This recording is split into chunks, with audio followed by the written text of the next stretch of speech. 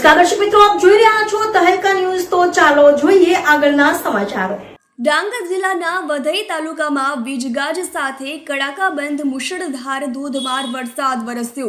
સવારે 6 વાગ્યાથી 8 વાગ્યા દરમિયાન વરસાદ વરસ્યો। 2 કલાકમાં 4 ઇંચ જેટલો વરસાદ વરસ્યો છે, જેનાથી લોકોના ઘર આંગણે પાણીનો ભરાવો થયો છે। વઘઈ તાલુકાના ઝાવડા કાલીબેલ ગામમાં આભ ફાટ્યું હોય તેવો વરસાદ વરસ્યો।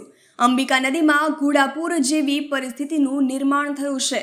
વરસાદને લઈને ઝાવડા કાલીબેલ ગામમાં પાણી જ પાણી થયા છે।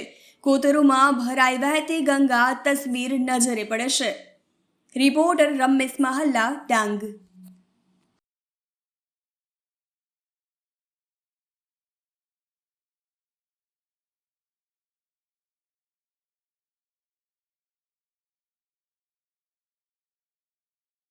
તો આ હતા અત્યાર સુધીના સમાચારો। વધુ અપડેટ્સ જોવા માટે જોતા રહો તહેલકા ન્યૂઝ।